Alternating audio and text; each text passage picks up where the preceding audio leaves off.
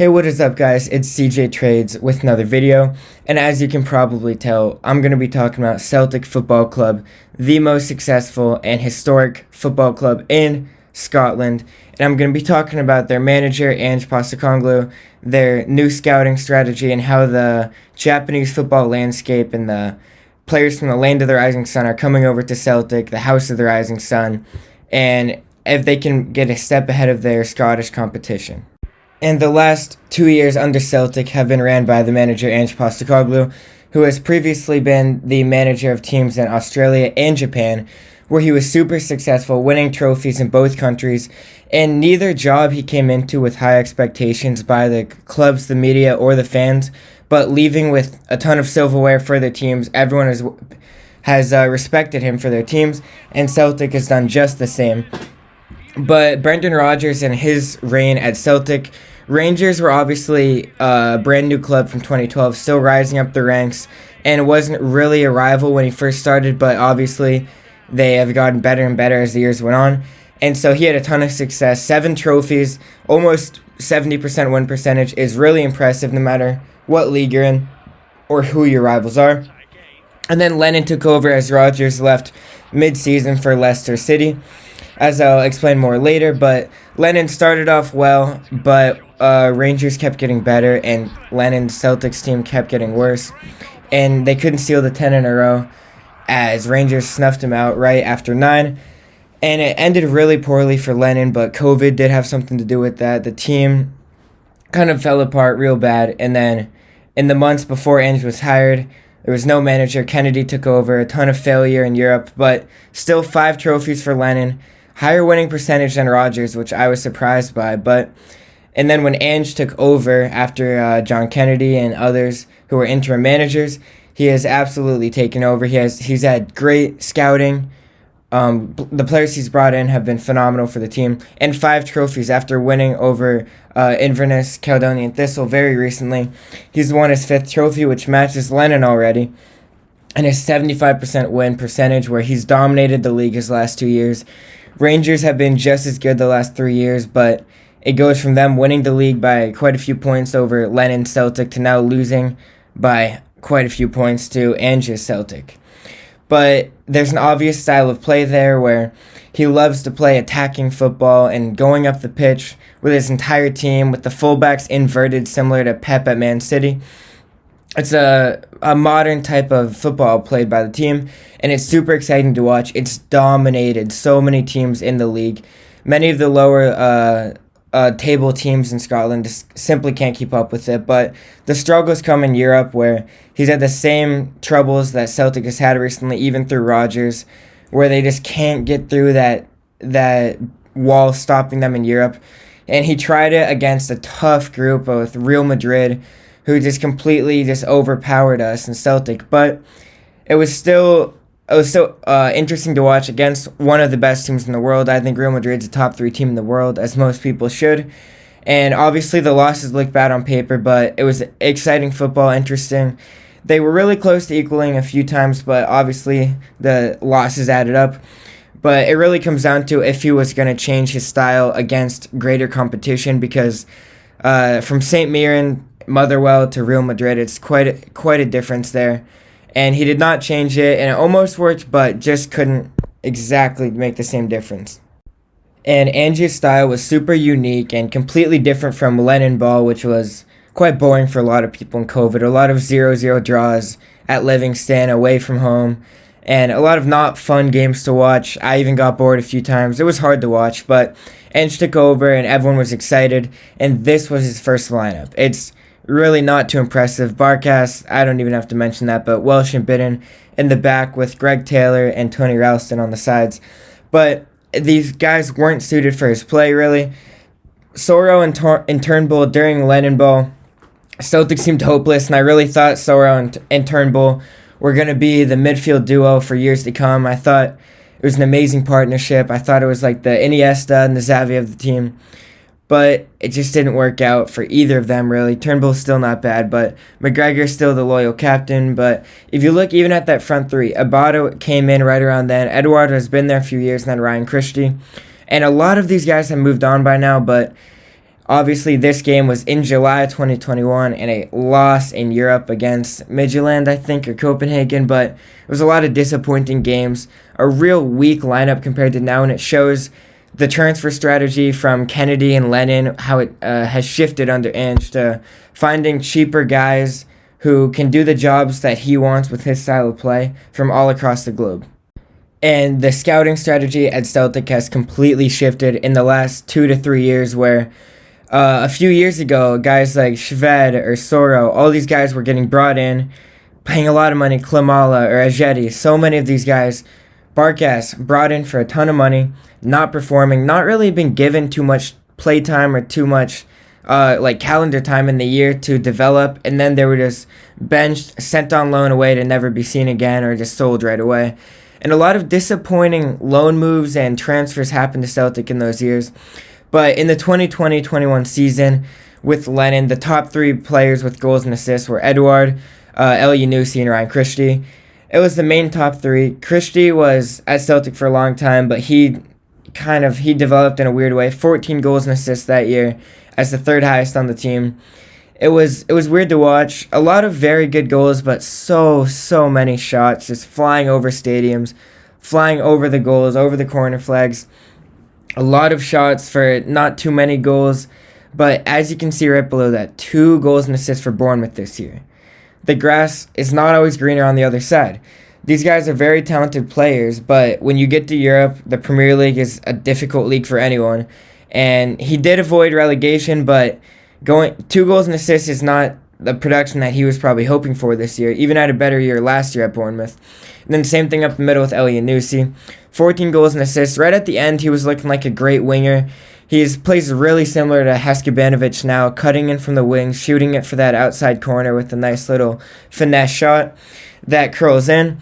And another 14 goals and assists that year for Celtic.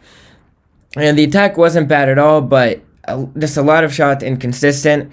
And then obviously he was on loan, goes back to Southampton, and then 2 goals and assists this season. And they got relegated dead last in the Premier League. So it's another player who dominated for us, could have stayed with us, but didn't really fit into Ange's plans, moved on, not really finding success. I'm interested to see what will happen with him. He could be a starter for Southampton next year in the Championship, but I'm not sure why they would. So many younger wingers they could develop in this time, but he's only getting older, and maybe he wishes he didn't move on. And then going on to Eduard, who is amazing at Celtic. He took over after Dembele. Hunskelper, he was absolutely perfect at Celtic. Everyone loved him, and then Kyogo comes in. They played together, maybe a few games, maybe scored together once or twice, but Eduard wanted that big move on. Celtic did get good money for him, but 22 goals and assists with Celtic that year. And then obviously this year with Crystal Palace, 7 goals and assists, where his production is completely stalled. And he looked amazing in Scotland, and obviously people are going to have the same argument that Scotland isn't as good as the Premier League, which you can say whatever. If Celtic and Rangers and the rest of the Premiership in Scotland had the same money and TV money that the English teams get, I have no doubt that the fans are better and they would get the teams to the top. But obviously, financial issues, they can't compete. But it's still showing that the players move on and just can't really cut it in the top leagues. And it's just showing the difference in talent and scouting. And when these guys moved on, Ange brought in his own crop of players. And right when Ange came in, a complete shift was obviously felt by everyone. So many players left the club immediately and so many brought in.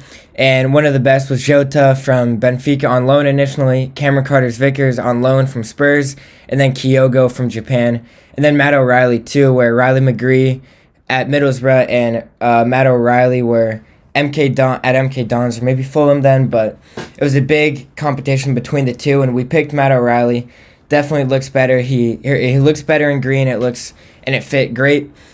But it shows that Ange brought in international guys he watched play in Japan, like Kyogo, and it really, you can see right here, Kyogo this year with Celtic, 29 goals and assists, which is amazing. He's been one of the best strikers Celtic's had, up there with Dembele and a certain other person, which I'm not going to say. I can't compare him to Larson, but he's been a great striker.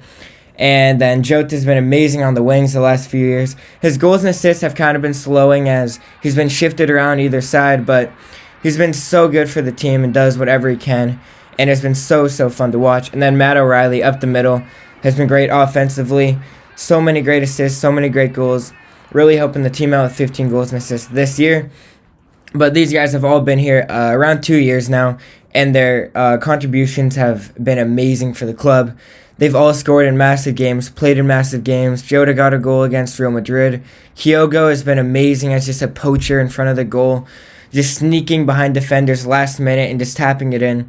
He really doesn't get too many touches per game, but I see it as like a mental battle between him and the defenders where they know he's not going to be touching the ball all game. I remember his first year here, we played him on the wing against Goldston at Rangers, and he was completely shut down. I was so upset, but they were trying to make him something he's not. He was trying to be a ball-dominant winger cutting in, but that's not what he is. And once he switched back to that poacher spot, just hiding behind the defenders and sneaking behind them for the goals, he's been unstoppable. And the rest of the team fits so well with them, and it really just documents Ange's new scouting style. And here's a callback right to the front where the land of the rising sun, Japan, and now Celtic is becoming the house of the rising sun. 6 Japanese players now that Ange has brought over, and it has worked out so beautifully. Obviously, one of these guys is not like the other. Ideguchi's had a little bit of problems with injuries. So unlucky. He played one game. I think it was Aloha. I think it was a cup game, got injured. I watched it. So upset for him. And he's had his struggles to really break into the team. Only a few appearances. Now back on loan in Japan, obviously.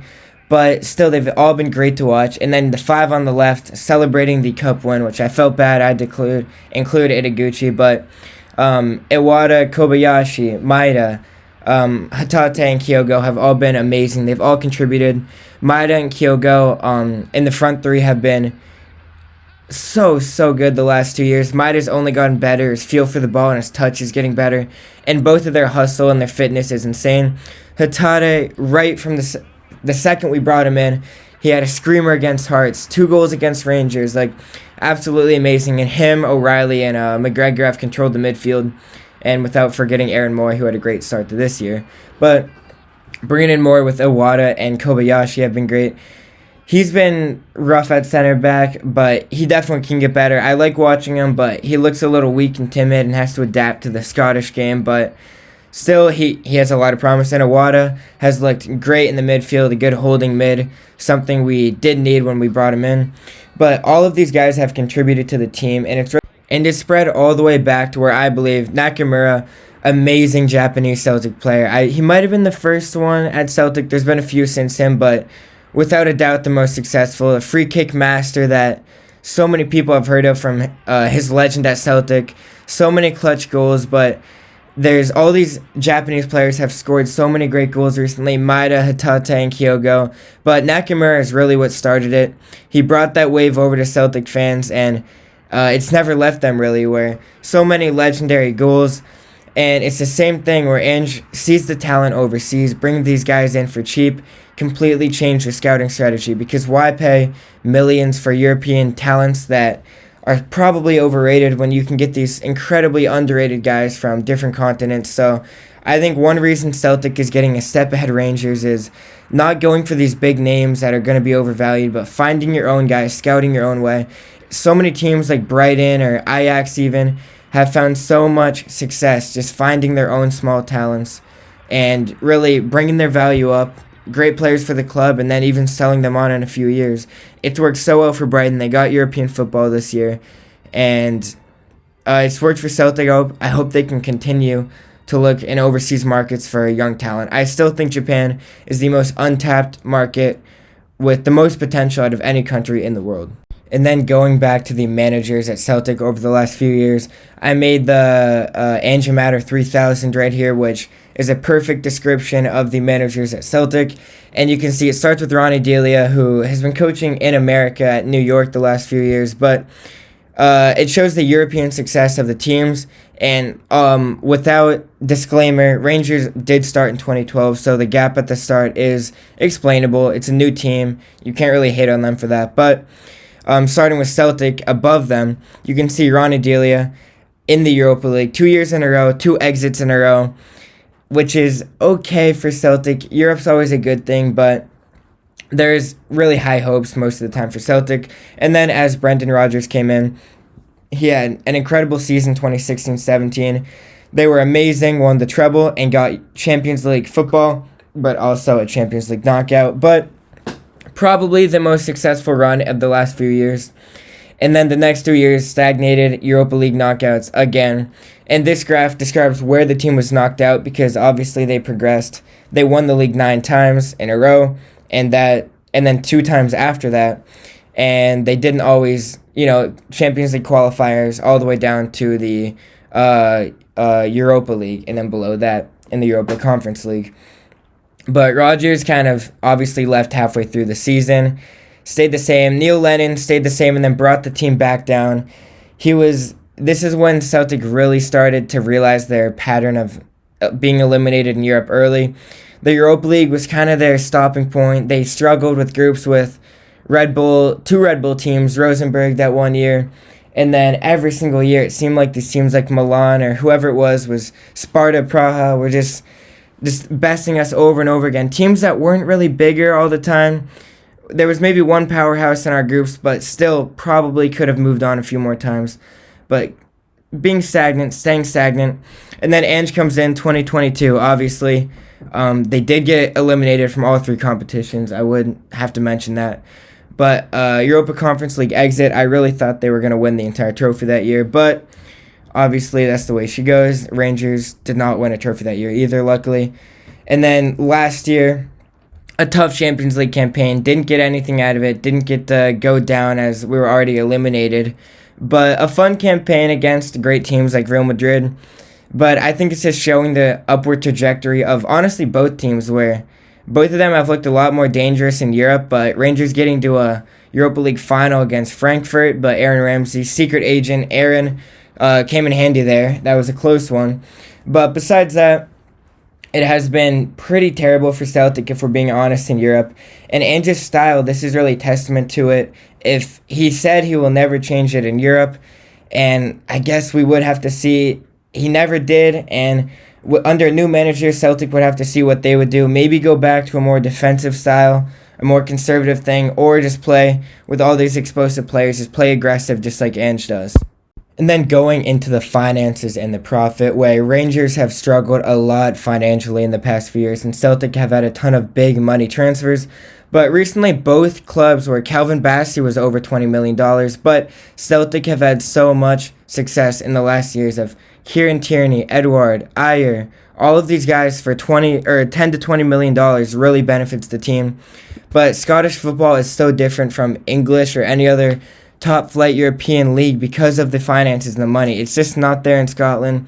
Not a lot of TV money, and the disparity between the Old Firm and the bottom of the table is pretty ridiculous, where the teams at the bottom can't afford to spend $1 million. Livingston is under Martindale, cannot even afford to buy players, but struggling to stay up every single year, whereas Celtic and Rangers get a pretty hefty budget. And then the Champions League qualification is automatic in the Premiership now. So Celtic winning the last 2 years has helped so much. $40 million you get from the automatic first place spot, which is quite a bit of money. But right here, looking at only profit from player sales, obviously both teams, if you can see, we'll start with Rangers at the bottom, a lot of negatives. They were rebounding up, no talent at the club after their promotions, and just a lot of buying to really get more talent, get more depth over and over again. And eventually did benefit with selling these talents after winning the league, like Bassey. But this year, Kent, Morelos, McGregor, Davis, Arfield, so many guys are leaving for free without a contract, without even being sold on. Ryan Kent, they were saying he was worth $20 million last year. They won't get a penny for him. But it's showing there's a slight problem with that, obviously, where they're going to have to fill all these spots.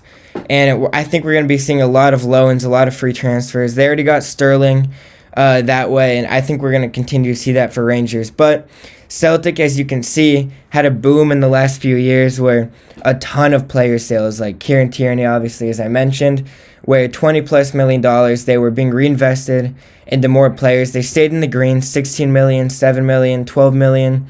And then more recently under Ange, -17. It looks bad, but when you see the talent and the depth brought in, the club is completely transformed. There was days where against St. Mirren under Lennon where there's bench guys in, there's teenagers in, and there's just nobody to fill these gaps, where Leigh Griffiths was one of the best players at the club up top, and there was no one to replace him. But now there's so much depth in every spot. So this might seem like a negative thing, but short term it will be a lot of money.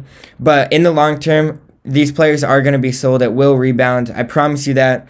And the talent and the depth is going to keep rising. And that's how you can build a successful football club, where I think Rangers were a little too eager, and that's why they're losing so many of these guys on freeze, where Celtic can reinvested in youth and depth work. Even guys like Abada could be sold on as soon as this year. Guys, people are saying with Kyogo, but Giacomakis, all of these players, O'Reilly, so many of these guys were linked with different rumors and could be sold as soon as the next few months before next season starts. We are going to see transfers that will happen, and the money will be reinvested into the club, but so many of these players, Celtic have their value skyrocketed as a team. It's probably over 100 million now, and Carter Vickers, Jota, all these guys can be sold in the future for so much income. And as you can see, I will be comparing Rodgers and Ange Postecoglou, where I think these two have been the most successful in the past few years, where Lennon, he's just not a huge fan of him. But as you can see, Brendan Rodgers obviously left in the middle of the year after quite a bit of success. 7 trophies in 3 seasons is not bad at all. And under a pretty similar time span, he won 2 more trophies than Ange, where if Ange had more time, I have no doubt he would obviously get past that with a higher win percentage too. But the grass is not always greener, as I will continue to say. Brendan Rodgers goes to Leicester, that big Premier League move after Liverpool and Swansea in the past. Leicester was coming off a Premier League title. They were a completely different club, and they just really wanted a big manager to boost them up, to cement them in that mid-table to even top 6 status. Last season, people were saying Leicester's a top 6 team now, and as you can see, he did win 2 trophies with them, a Community Shield and the FA Cup, but he got them relegated. A terrible start to this season. So much talent on that team, and just getting relegated and getting sacked it's really a sad thing to see. And Ange, probably pretty similar success to Brendan Rodgers at Celtic. Tottenham has been absolutely cursed in more ways than one. No trophies for over 15 years now. No success. No European success. And Ange has really done great at Celtic, but I don't think Tottenham is the right way to go. Obviously, I don't think anyone can really criticize him for leaving to Tottenham if he does, and it looks more and more likely that he will be leaving to Tottenham as I make this video. But I just don't think it's worth it. It's been cursed for so many guys. I think Conte is an amazing manager. He couldn't do it. None of these guys have even handled this team. It's a hard team to take care of, and Daniel Levy, he's probably got to go. Tottenham is just complete turmoil right now. They have to rebuild and start over. I think Ange is great for Tottenham. I think it's great scouting, because he's still being hated on by English people and the media in England, but they will see how good he is. But I think regardless of talent, the Premier League's a different beast, and I don't think it's a great idea, but we will see how it goes for him at Tottenham. But now going back to the bright side of that, the green side of the grass is the future manager. Obviously, if Ange leaves, every single time I record this video, I read more and more that he's leaving, so I'm going to assume he's gone. Could be taking Strachan or Kennedy with him, a lot of backroom staff with him. I'm still not too worried, but we will need a big manager. And just like when Rodgers left, just like when Lennon left, I think we have to look in a right direction and not looking in the past. Well, that being said, I do have Rodgers down, but these are my top 4 for my wait list for guys that Celtic should be looking at or are most likely to look at. But I think that you need a manager that, just like Ange, attacking, aggressive in the league, but also scouting-wise. You have to be efficient with your money. They don't get 3 of these guys, Graham Potter, Brendan Rodgers, and Jesse Marsch, all managed in England, where if you're struggling in the league, all 3 of them threw $50 million out at players. Did not work, and you can see Graham Potter sacked, Brendan Rodgers sacked, Jesse Marsch sacked. All 3 of them were fired from their last jobs in England, and even Brendan Rodgers and Jesse Marsch got their clubs relegated, and they both had tough jobs where They weren't in the best spots, but still, Leicester and Leeds are big enough teams that, especially with the league this year, with Southampton, Everton was giving it to them, and they still couldn't do it. But I'll start at the left side with Graham Potter. I love what he did in Brighton, brought the team up, just like something that I love someone to do to Celtic, just bring it up through great transfer strategy. But goes to Chelsea for the big money, just like Ange is doing. Didn't win a single trophy, 39% win percentage. Chelsea dropped to 12th, and he gets sacked. It could be to Todd Bowley's fault, an American owner, but it was real sad to watch. A great young manager moving on from a team and a fan base that loved him and being hated by a big fan base in Chelsea, which I'm sure Spurs will do to Ange once the pressure starts to build. But absolutely terrible. This couldn't win games, couldn't score goals. And a really deep, obviously the deepest team I've ever seen, a really talented Chelsea team, struggled so much under Potter, and he was sacked. But I think I would bring him in at Celtic only for his transfer strategy. His coaching, he has some good at Brighton, but obviously a lot of bad at Chelsea. And then obviously Brendan Rodgers, the rat as many call him. He might be short, but I still like Rodgers. He said in the past he would come back to Celtic. He's a big fan of the team, and I wouldn't be against it. He did great in Scotland. He knows what it takes. And honestly, more Premier League experience for him. He knows the game. I'd say a lot more players. And I'm just a huge fan of him overall. He did get relegated, but winning 2 trophies, a good win percentage, and he did struggle so heavily this year. He did get Leicester relegated, but I still like him. I think I like what he could do for Celtic. And then moving on, Jesse Marsch, the American. I'm a fan of him, I'll be honest. I loved him at Salzburg. When he worked through the Red Bull lineup, I was a fan of him. I like the way he plays a lot. I like the transfers he brought in for Leeds. I couldn't really crack why it didn't work out, but I think if they kept him, they could have stayed up. I do believe that. But obviously, Leeds were relegated after sacking him. But I like what he did with bringing in all the young talent. A lot of Americans, which maybe I'm biased, but I love Americans, especially at Celtic, like Timo Weah, one of my favorites. But didn't win a trophy, terrible win percentage, got relegated, got sacked. I still love the way he played. I think looking back to Salzburg is more fair on a league compared to Scotland, and I am a huge fan of his transfer mindset. And then on the right, I'll pretend I know how to pronounce it. Jedel Knudsen from Bodo Glimt. He's been there the last 5 years. He's won the league twice, a great win percentage. He's dominated there. And even against Celtic, we saw a team that it was weird. We knew that we were better. We had more talent, but we couldn't beat them.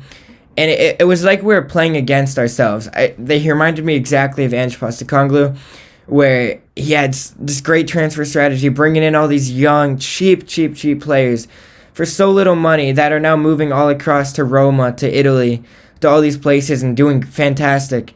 I think he's the definition of a Celtic manager. Small clubs, moving around, working his way up the chain. And then I think the perfect move is going to Celtic, implementing the same strategy, maybe bringing some players over. And I think the way Celtic has to do is just pull a Brighton, pull an Ajax, a Benfica even, where Celtic have one of the biggest and best fan bases in the world, but not all that money compared to the rest of Europe. So you get a manager that can do so much with so little. He brings in talent, young talent, you develop it, you move it on, and you keep moving ahead in Europe as he did with Bodo Glimt. And I think he'd be fantastic for Celtic. But let me know in the comments what you guys would think is the best manager, because I could see any of them. I could be being someone else. Ange could stay. Neil Lennon could come back again. Anything is possible. But I think these are my top 4 on the wait list for Celtic. And now going back to how Celtic can get a step ahead of the league. This is slightly in the opposite direction, where I think one way Celtic can develop as a team is having the entire pyramid in Scotland and the leagues in Scotland develop themselves. It's a travesty right now, if we're being honest. And right now there's a Premiership, Championship, League 1, League 2 on the main top flight pyramid. And in my opinion, you shorten that to only 3 leagues, Premiership, Championship, and League 1. And I just have, obviously, I chose this random 16 teams, but Celtic, Rangers, Aberdeen, Hearts, the main guys from the Premiership this year. And then I moved up Queen's Park, Ayr United, Partick Thistle, and Dundee. But I think the more teams is better, and then you play less games, because it's not good for entertainment wise or just for the development wise to be playing the same teams 5 times a year, 6 times a year. Playing Rangers, I love Old Firm Derby games, but playing Rangers like 5 or 6 times a year, it's just not the best winning formula, I think, for a league. Where I think it needs to be more even, more parity. I think it starts with the money, where you got to develop the rest of the teams to give them more money because they just need more money. If every team gets another $1 million, they could all do wonders with it. Where 90% of these teams you even see on the screen can't even afford to spend a few million per year. But moving 16 teams up instead of 12, I am a huge fan of the split. You keep the split, obviously with 8 teams now instead of only 6. But the split I'm a fan of because it makes sure that the games are actually fair and you don't have the best team winning the title because they beat the worst team by 10 goals. Or a team that's fighting relegation plays Celtic or Rangers and loses and there's no hope.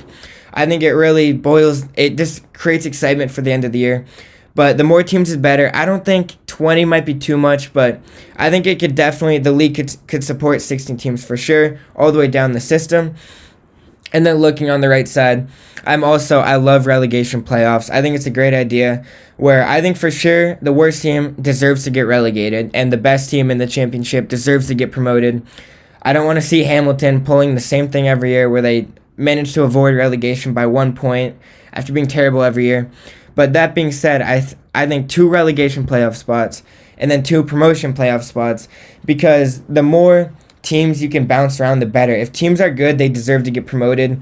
It's pretty sad to see, even this year, like Partick Thistle, great season, and then they just lose to Ross County, and then nothing changes. Ross County did not deserve to stay up this year, but they finish almost dead last, and they stay up, which I think we should give teams more of a fighting chance. And that being said is why I think moving down to League One, you have 2 promotion spots and 4 playoff spots. A big kind of like the English Championship or League One, where I think the good teams deserve to get promoted. If you play well, if you spend your money well, you deserve to get promoted, make more money, build more excitement for your fans and your culture around your club. Because if you're having great seasons but staying where you are, not moving up, it's real tough on fans and the players and demoralizing. But the more movement down at the bottom, the better. Because if some teams are pulling off amazing miracles and boom, boom, boom, they're getting promoted again and again, you can see Cinderella stories, you can see amazing stuff happen. And it gets really boring and stagnant when the exact same teams are in the league every year. So that's why I think 16 is better than 12, because we've seen the last few years a cycle of Dundee, Kilmarnock, Dundee United, even Ross County, where the same teams are getting up and down, and none of these championship teams like Partick Thistle or Queen's Park can really break through and get to the top flight. But I think the European spots, obviously, Champions League, 2 Europa League spots, and a Conference League spot would be fine. Obviously, they don't get to pick that. But the more movement, the better. The more teams you can have, the better per league. I think getting rid of League 2, obviously, you're still going to have the regional and the Highland Leagues and the Lowland Leagues. Below that, you get as many teams up and down as you can, because good teams deserve to get promoted, in my mind. That will build excitement and you can reward your better teams.